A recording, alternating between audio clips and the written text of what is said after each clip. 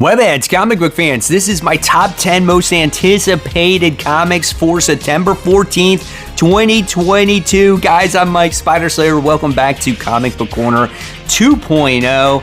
Fans, it's never too early to start that pull list for next week, and hopefully this list will help you make decisions on what comic books to buy. And don't forget, guys, after number one, we're not done. We have the noteworthy comics to be talking about here, just in case there's something else that you might want to purchase. So let's kick this off now with the book that's on the hot seat. You might be surprised a little bit with this one, and the book that's on the hot seat is True Cults Issue 2. Now, a lot of you guys know that True Cult Issue 1 was my favorite comic book of the week when it was released, but with Issue 2, I think things might take a turn here. What I loved so much about Issue 1 was the guy who was this loser at a burger joint, and he decided that he wanted to do something different with his life, so he wound up robbing a strip mall, and then the ramifications started kicking in. And I thought it was going to be something more about that, about him, running from the law or doing more crimes like this and keeping it undercover. But it looks like it's going to go to this satanic thing or cult thing. And I guess I should have, writings on the wall when it's called True Cult, right? So I'm kind of skeptical about where the direction of this comic is going to go in the long term, but I loved Issue 1. I thought it was hysterical, it was funny, I liked the characters in here, so we'll see where it goes. It's 28 pages and it's just $4.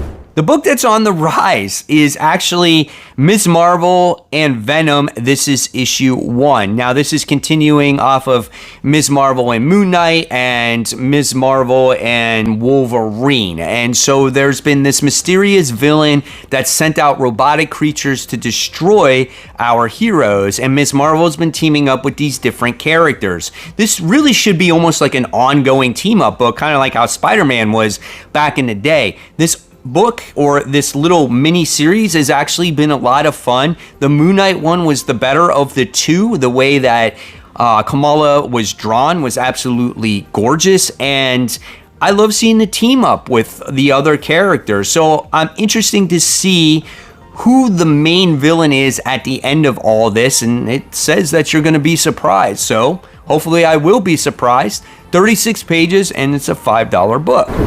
Officially kicking off the top 10 now, we have Predator Issue 2. Now, I heard other reviewers on YouTube did not like this because, this is a female character going against a predator creature that's probably twice her size, twice her weight. How can she hold her own against this? This girl has had a vendetta against this specific predator for eons. They killed her family, her crew members, and she's been training her entire life to take out these predator creatures, especially the one that had killed her parents. And I like that. For me, I feel like there's nothing wrong with that. I think it's absolutely awesome. I mean, she's been training her whole life. Who's to say that she can't kill a predator creature just because she might be smaller? She could be more cunning, more skillful, whatever the case may be. And this takes place in the future where there's a lot more technology involved. So I'm looking forward to seeing what happens. Their ship lands in snow. So it could be just our main character versus a predator in snow. That could be a lot of fun.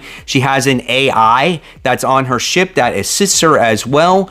It'll be interesting to see if there will be a supporting cast in the future of this book. So I like the first issue. Hopefully the second one delivers. 28 pages, $4. Coming in at number 9, we have Silver Coin Issue 14. Silver Coin is always that you don't know what to expect anthology horror book. I think it's actually really well done. This one takes place in the year 2020, and we know what has happened in the year 2020. We all suffered through COVID. There's been lots of lives lost during that time, and I'm very curious how they can make things worse for this particular family that's going through that particular year. I felt Silver Coin Issue 13 pushed the envelope maybe a little bit too far, but we'll see what Issue 14 has to offer here. 32 pages, and this one is $4. And moving on to number 8, another independent book from IDW. This is Dark Spaces Wildfire, Issue 3. This is an interesting book about some ladies that are firefighters. I think they worked for the correctional institute, or they're part of it, and then you got this one person that is in charge of them all, and they fight fires. Well, they've all come to an agreement that we need something more in life, and they're going to rob this rich guy's house and steal his server and steal all his Bitcoin. Well, at the end of the last issue, they wound up going down the basement and they found a horror that they did not expect to find. And now we're going to find out what the ramifications of that. So all their troubles are starting to begin, and they're against the clock because the fire is about to consume that entire household as well. Interesting book. This is done by Scott Snyder. So I suggest if you're looking for something different, you could probably maybe still find issues 1 and 2 on the racks. $4 book. Coming in at number 7, we have a new number 1 being released by Marvel this week. This is Midnight Suns. This is issue 1. So this team consists of Magic, Wolverine, Blade, Spirit Rider, Nico Monroe, and they have a threat against Zoe Lavu from Strange Academy, so they're going to have to go against that character. This could be a fun book. I kind of like the lineup here, and anytime you got Wolverine in a book with Blade, I think that could be a lot of fun. I think there's a lot of fans of Magic in out there as well, and Nico is a pretty badass character too, and I feel like she's underutilized in the Marvel universe. So it'll be cool to see what you get putting all these characters together here. Looking forward to this one. 28 pages. This book is, I don't have a price for it. It's probably $3.99 or $4.99. Moving on to number 6, we have Edge of Spider-Verse issue 3. Probably a lot of people are not reading this right now. They're probably tired of this Spider-Verse stuff.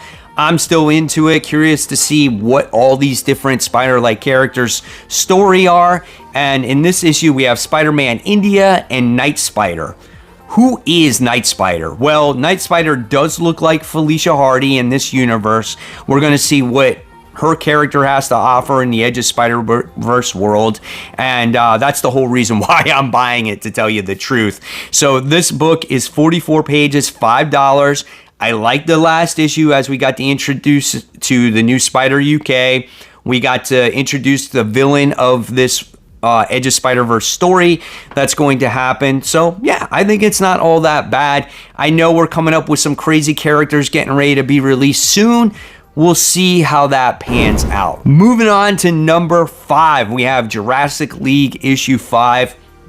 The last issue was great. I think we got a regular artist back on the book, and we revealed that the big bad in the Jurassic League world is Darkseid, and it just looks like our heroes are going to be lost against this version of Darkseid. I love this book. It's just fun action comics, and this is something that you can totally read with younger kids, and hopefully maybe they would be able to get into some comics as well. This is great stuff. This is the penultimate issue when it comes to the series. 32 pages, and this one is $4. Coming in at number 4, we have Daredevil issue 3. This book is good. I mean, it's as simple as that. It's a good read. I really loved issue 2 as we get to see Daredevil go against his former college roommate. I think it was Goldie. And you find out that he's like either a guardian angel or he's an enemy. And we find out that he can do things like he can very much harm people or predict the future of what's going to happen.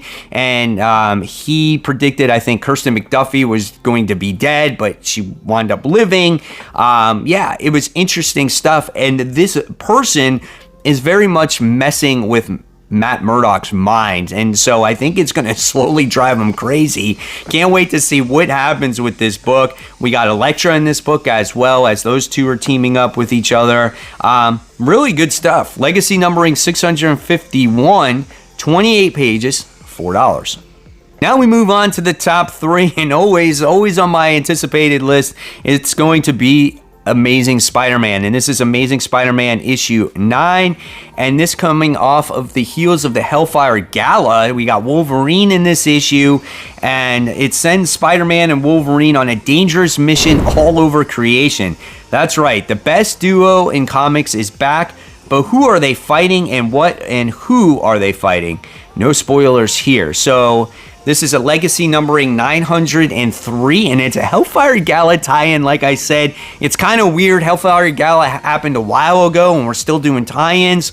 So this is obviously probably a filler of what's going on in the main story right now, as we most recently got the team up with Norman and Peter, which is a very unlikely team up, but it does make for a different story, and I feel Peter's trying to be the better person. Great power comes great responsibility. I think he feels that he has to be responsible for Norman and getting back and staying a good person once again. We'll see what happens with this suit, though. This book is 28 pages, $4. Coming in at number 2 now, we have Batman vs. Robin, issue 1. I am really excited for this book. This book is spinning out of the occasions of each Batman, Superman's World Finest, and Shadow War. So it looks like these two will do battle against each other. We'll see what happens. The most important thing that I got out of this synopsis when I was reading it is that it's done by Mark Waid. And I am really excited for that, because who wrote World's Finest? Mark Waid. How good is that book right now? Probably the best DC book on the shelves. So definitely looking forward to that one. This one is 48 pages, and this is a $6 book. Pricey, but I think this one is going to be worth it. But what's number 1? Well, the book that has already been consistently good every time it's been out. This is Do a Powerbomb, issue 4. This book is great. I have not been a wrestling fan for a long time, but you don't have to be a wrestling fan to appreciate a good story. Here we have a quest of a daughter and father trying to resurrect their mother, but the daughter doesn't know that she's fighting alongside her father in a tag team wrestling tournament. And this tournament's not fake. It's real stuff. And this is a great story done by Daniel Warren Johnson. I will recommend this story every day of the week. Probably one of the best books of the year so far. Can't wait to see what happens. They're in round 2 of the tournament right now, and I'm looking forward to it, man. 32 pages, $4. Okay, guys, so now we move on to the noteworthy comics. So here we go. Comics, if you're still reading them, we have Venom issue 10. If you're on to the Judgment Day stuff, we have Axe, Judgment Day issue 4.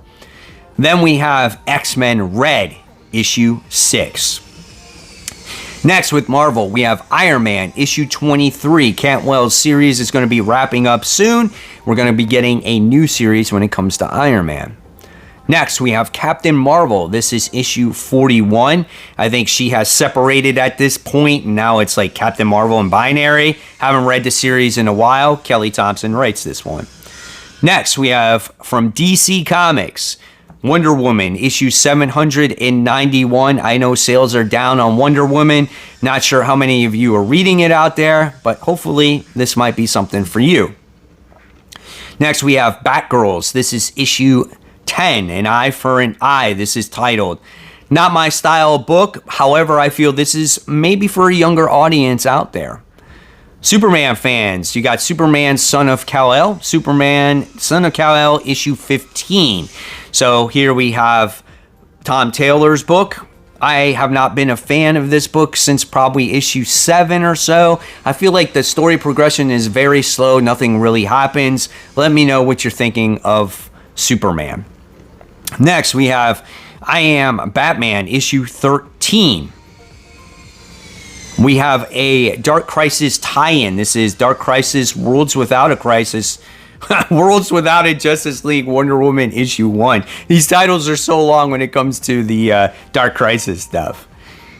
Next, we have a couple of independent books. This one's from Image. This is King Spawn, issue 14. I know most of you out there are reading this right now. I think this is the only title I'm not reading. I didn't find as much enjoyment out of it. I don't like the artwork as much.